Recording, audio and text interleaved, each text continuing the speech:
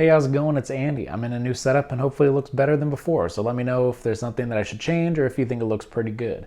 Since I have been moving this past week, I wanted to keep it simple for the first video in this new setup. Let's talk about my dividend portfolio. This is exactly everything I own. I'm not going to hide anything, and I want to talk about the thought process behind it, how I picked these stocks, and how it's performed in the past year and how I expect it to perform in the next 12 months.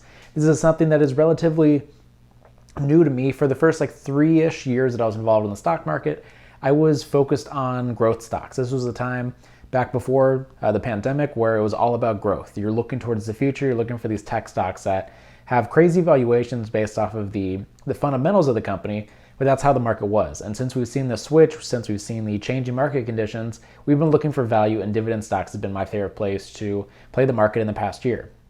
So I'll throw up my portfolio size up on the screen right now, so you don't have to click through the video to see what the numbers are. Currently, this picture's a week old, so it's up to 5,500. But for this picture that I took was $5,321.94 with a 2-year change of plus 2,600%. This is just all of the money I've added. The 2-year change doesn't really work very well. But when I show the 1-year value, the graph, I think it's really important to show this was done over a long period of time. This isn't something where I am putting in $1,000 at a time and it chugs along for a little bit, then I pump a bunch of money into it, and then it keeps going along. It's a whole idea that I've been consistently adding for the entire year, and we'll talk about how many times it added to my portfolio in the past year. The number was actually a lot more than I thought it was going to be. So when I'm looking for my dividend stocks, I'm not looking for the highest yield out there. Yield is a place that you can fall into a trap. Dividend traps are stocks that are attractive because of their dividend yield, but they may not be sustainable based off of the yield that it gives. It may be too high, and the company may not actually be able to pay it out on a regular basis. So that puts you into a difficult spot where the company is either going to have to cut its dividend, and if the dividend yield is so high and they cut it, likely that's one of the main reasons why people are investing in that company. And if that dividend gets cut, it's usually a huge sell signal because the company needs to cut back on what they're doing, and the stock usually sells off pretty aggressively. So we want to avoid that at all costs. So in the perfect scenario, I'm looking for a stock that pays between a 2 and a 3.5, maybe 4% yield. You can find safe dividend stocks that are above that, between 4 and 6%. I do have a stock in my portfolio that at one point was yielding a 12% annual yield. We'll talk about that in a little bit, which is QYLD. This is a very specific case where I thought it was okay, and it's a very small portion of my portfolio relative to everything else that I own. There are stocks in here that pay a very small dividend. My largest performing, or I guess my largest position, is Microsoft currently, which is not exactly where I'd want it to be. But part of it was that I transferred over some shares from a previous portfolio, and as a result, it was just a large portion, so it's 14.1% of my portfolio. I'd like that to be a lot smaller, but because of how the other stocks in this portfolio have performed, I actually do want to add to it because I want to lower my average cost. It's down 17%, which is not great, but it's the idea that I'm able to buy additional shares or fractional shares at a discount, and I would love to do that. I just would love some of my other portfolio, my other positions to kind of catch up in value before I start doing that. So when you look at the percent of the account value, it goes Microsoft, PepsiCo, AbbVie, NextEra Energy, Realty Income, Apple, Nike, and then you get to the point where you're 4%. And then you go to the ETFs. I have QQQ, which is the NASDAQ index at 15.9%, which I guess is my largest position.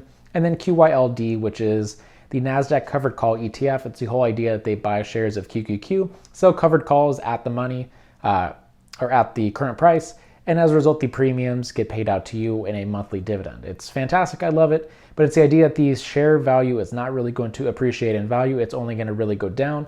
But I am reinvesting those dividends back into the portfolio. So those are the stocks that I own right now. Nothing is speculative in nature. That's the whole point of these dividend portfolios, is that I'm not betting on anything speculative. I have a PayPal position that is 0.4%. I kind of bought it as ooh, that's kind of interesting. It is down 31%, but it's so small in my portfolio, I don't really care. Now let's talk about how much money I've made in the past 12 months when it comes to dividends. Dividends are very exciting, but when you have a relatively small portfolio, it's really not going to be paying out as much as you might hope. So in the past 12 months, or I guess my next 12 months, I will be paid $135 based off of the positions that I own right now, with an average monthly investment income of $11.27. Not something that you're going to get super excited about, but it's the whole idea of being able to invest more and more money on a regular basis. we talked about how I was continually adding my portfolio, and I wasn't really worried about how small or how large the deposit was going to be. It was all about making sure that I was doing it consistently to buy the dips and dollar cost average into the stocks that I actually loved. So while this $135 isn't super exciting, if I gave you 135 bucks, that's not life-changing money, but it's a chunk of change when you're talking about $5,000. This is something that's going to be reinvested back into the portfolio, and I have it set up with DRIP or dividend reinvestment plan so that I don't have to actually physically go in and buy these shares. Just a couple days after the dividends get paid out, they're automatically bought back into my portfolio, and I don't have to worry about it at all. So this is $135 that I wasn't going to have invested in the portfolio, going right back into the stocks that I absolutely love. That's kind of a problem that I see with growth stocks, is that, yeah, you have to consistently add to it, but if you don't, it just kind of sits there, and there's a portfolio where you can let it sit and do its thing for years and years, and it's going to continually add. If the stock price goes down, you're lowering your average cost, and if it continues to go up, which is kind of the history of a lot of these stocks, you're just adding to your portfolio size overall, and that's why I absolutely love the whole concept of dividend investing. So when I talked about how many times I've put in money in the past year, I was pretty sure it was going to be around 50. I had it set up where I have weekly deposits, but the total number of deposits that I made in 2022 was 83. So I have weekly deposits set up. It's around 75 bucks a week. And then anytime I see the market go down significantly, or if I'm working overtime at my job, whatever money is left over, I add into the portfolio, and that's how I went from 52 up to 83. And I want to show this is a very normal portfolio for someone my age. I am now 26. And I don't make that much money. In 2022, I made $38,496, and I paid $8,759 in tax. So this is a pretty low income. This is a portfolio that I think is realistic for most people. Yeah, $5,000 is a pretty good amount of money, percentage-wise, when it comes to how much money I made. But overall, I think this is very realistic. This isn't something where I'm making, $200,000 and I'm trying to preach that you need to save somehow 50% of your portfolio or your income. It's something where I just set aside money every week. I don't think about it. And one of the great ways that I've done this is I have a credit card set up with Charles Schwab. Charles Schwab is the bank that I use for my credit card, which is also linked to my dividend portfolio. So it gets 1.5% cash back on every purchase that I use, and here is just some of the transactions that I've gotten over the past year of cashback rewards. $16, $5, $7, $8, $5, $9, $6, and the list goes on. The whole idea is it goes along with the dividend plan of this is just money that is getting re-added or reinvested back into the portfolio with having to take money out of my bank account and put it in there. It's just automatically going into it without me having to think about it. So the way that I first saw this was, it's going to add some additional money. I have it set up with a different credit card for gas and online purchases, which are 3% and 2% cash back. But I love the fact that it gets automatically added back into the portfolio and I don't have to think about it.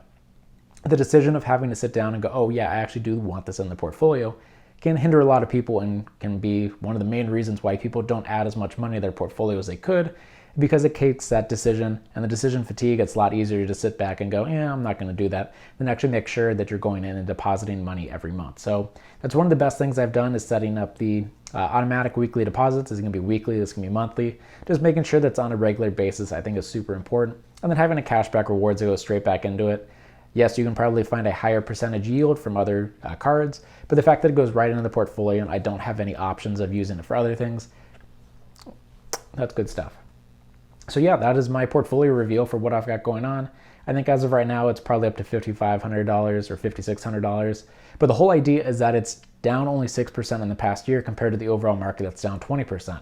This is the idea of dollar cost averaging, that I've been able to buy shares of my favorite stocks at a discount, which is not something that you'd be able to do if you just threw all of your money in at the beginning of the year and you've just kind of been sitting and you're going to add more money in the future. Dollar cost averaging, I think, is the most reliable way for normal people to build income and portfolios like this, and that's kind of what I'm doing. And I'm talking about why I love doing it, and I'm showing that I'm doing it as well. So let me know what you thought about my portfolio, and let me know what dividend stocks you are buying at this point. Let me know what your outlook is for the overall market for the next year. I think it's relatively flat, and I think dividends are a great way to take advantage of that. My name is Andy. Let me know what stocks you'd like me to talk about in future videos. If you made it this far, please hit that like and subscribe button. Try to get to 10,000 subscribers, and other videos will be popping up on the screen right now. Thanks for watching. I will see you in the next video.